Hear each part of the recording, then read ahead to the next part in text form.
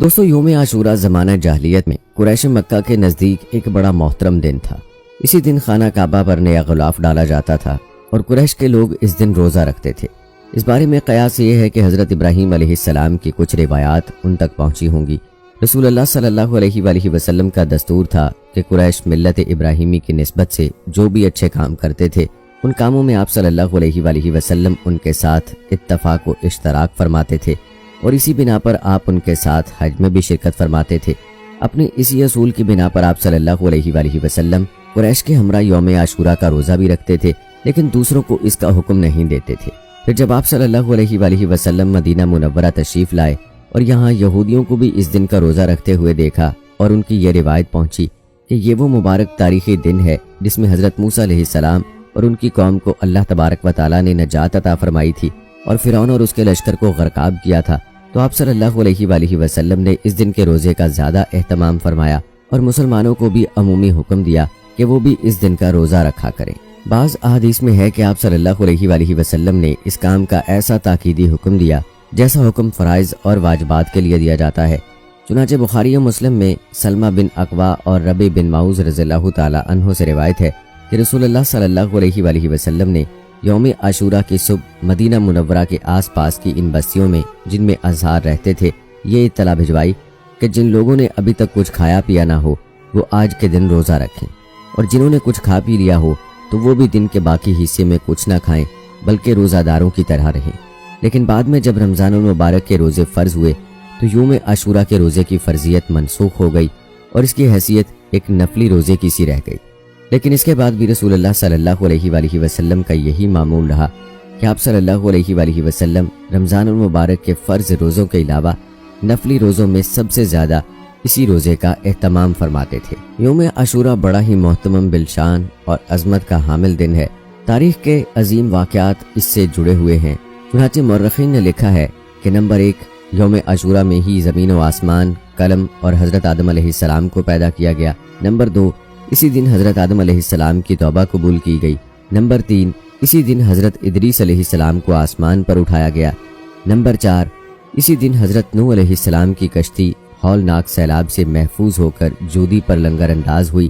Number 5، اسی دن حضرت ابراہیم علیہ السلام کو خلیل اللہ بنایا گیا اور ان پر آگ گلے گلزار ہوئی۔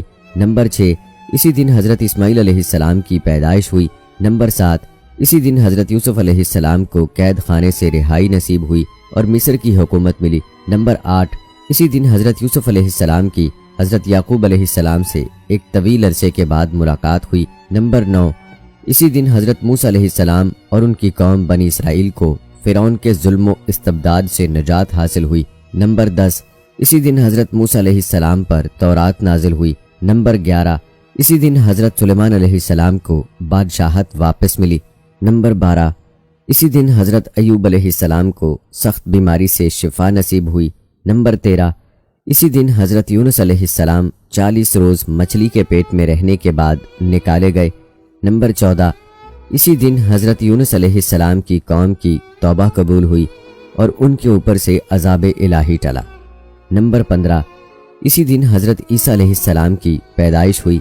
نمبر 16، اسی دن حضرت عیسیٰ علیہ السلام کو یہودیوں کے شر سے نجات دلا کر آسمان پر اٹھایا گیا۔ نمبر 17، اسی دن دنیا میں پہلی باران رحمت نازل ہوئی۔ نمبر 18، اسی دن قریش خانہ کعبہ پر نیا غلاف ڈالتے تھے۔ نمبر 19، اسی دن حضرت محمد صلی اللہ علیہ وآلہ وسلم نے حضرت خدیجہ الکبریٰ رضی اللہ تعالی عنہا سے نکاح فرمایا۔ نمبر 20، اسی دن کوفی فریب کاروں نے نواسہ رسول صلی اللہ علیہ وآلہ وسلم اور جگر گوشہ فاطمہ رضی اللہ تعالی عنہا کو میدان کربلا میں شہید کیا۔ نمبر 21، اور اسی دن قیامت قائم ہوگی۔ دوستو آئیے اب یوم عاشورہ کی فضیلت کے بارے میں جانتے ہیں۔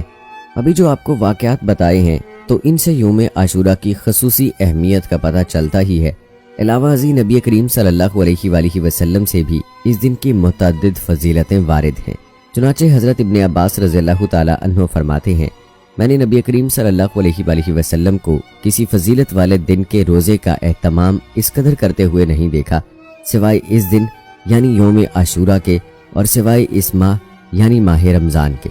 مطلب یہ ہے کہ حضرت ابن عباس رضی اللہ تعالیٰ عنہ نے آپ صلی اللہ علیہ وآلہ وسلم کے طرز عمل سے یہی سمجھا کہ نفل روزوں میں جس قدر اہتمام آپ صلی اللہ علیہ وآلہ وسلم یوم عاشورہ کے روزے کا کرتے تھے اتنا کسی دوسرے نفلی روزے کا نہیں کرتے تھے۔ حضرت ابو قتادہ رضی اللہ تعالیٰ عنہ کہتے ہیں کہ رسول اللہ صلی اللہ علیہ وآلہ وسلم نے فرمایا کہ مجھے امید ہے کہ عاشورہ کے دن کا روزہ گزشتہ سال کے گناہوں کا کفارہ ہو جائے گا۔ ان احادیث مبارکہ سے ظاہر ہے کہ یوم عاشورہ بہت ہی عظمت و تقدس کا حامل دن ہے، لہٰذا ہمیں اس دن کی برکات سے مکمل فیض اٹھانا چاہیے۔ دوستو، یوم عاشورہ کے ساتھ ساتھ شریعت مطہرہ میں محرم کے پورے ہی مہینے کو خصوصی عظمت حاصل ہے، چنانچہ 4 وجوہات کی بنا پر اس مہینے کو تقدس حاصل ہے۔ پہلی وجہ تو یہ ہے کہ احادیث مبارکہ میں اس ماہ کی فضیلت وارد ہوئی ہے، چنانچہ حضرت علی رضی اللہ تعالیٰ عنہ سے کسی شخص نے یہ سوال کیا کہ رمضان المبارک کے بعد کون سے مہینے کے روزے رکھوں، تو حضرت علی رضی اللہ تعالیٰ عنہ نے جواب دیا کہ ایک بار یہی سوال نبی کریم صلی اللہ علیہ وآلہ وسلم سے بھی کسی نے کیا تھا اور میں آپ کے پاس بیٹھا تھا، تو آپ صلی اللہ علیہ وآلہ وسلم نے جواب دیا کہ رمضان کے بعد اگر تم کو روزہ رکھنا ہے تو ماہ محرم میں رکھو، کیونکہ وہ اللہ تبارک و تعالیٰ کی خاص رحمت کا مہینہ ہے۔ اس میں ایک ایسا دن ہے جس میں اللہ تبارک و تعالیٰ نے ایک قوم کی توبہ قبول فرمائی اور آئندہ بھی ایک قوم کی توبہ اس دن قبول فرمائے گا۔ حضرت ابو ہریرہ رضی اللہ تعالیٰ عنہ سے روایت ہے کہ نبی کریم صلی اللہ علیہ وآلہ وسلم نے ارشاد فرمایا، رمضان المبارک کے روزوں کے بعد سب سے افضل روزہ ماہ محرم کا ہے۔ لہٰذا ان احادیث مبارکہ سے دوسری وجہ یہ معلوم ہوئی کہ یہ شہر اللہ ہے، یعنی اللہ تبارک و تعالیٰ کی رحمتوں کا خاص مہینہ ہے، تو اس ماہ کی اضافت اللہ کی طرف کرنے سے اس ماہ کی خصوصی عظمت و فضیلت ثابت ہوئی۔ تیسری وجہ یہ ہے کہ یہ مہینہ اشہر حرم یعنی کہ ان 4 مہینوں میں سے ہے کہ جن کو دوسرے مہینوں پر ایک خاص مقام حاصل ہے، اور وہ 4 مہینے یہ ہیں ذی-القعدہ، ذی الحج، محرم الحرام، رجب۔ محرم کے مہینے کی فضیلت و احترام کی چوتھی وجہ یہ ہے، چنانچہ امام غزالی رحمۃ اللہ علیہ لکھتے ہیں کہ ماہ محرم میں روزوں کی فضیلت کی وجہ یہ ہے کہ اس مہینے سے سال کا آغاز ہوتا ہے، چنانچہ اسے نیکیوں سے معمور کرنا چاہیے اور اللہ سبحانہ و تعالیٰ سے یہ توقع رکھنی چاہیے کہ وہ ان روزوں کی برکت پورا سال رکھے گا۔ تو دوستو، اب جان لیجئے کہ یوم عاشورہ میں کرنے والے کام کون کون سے ہیں۔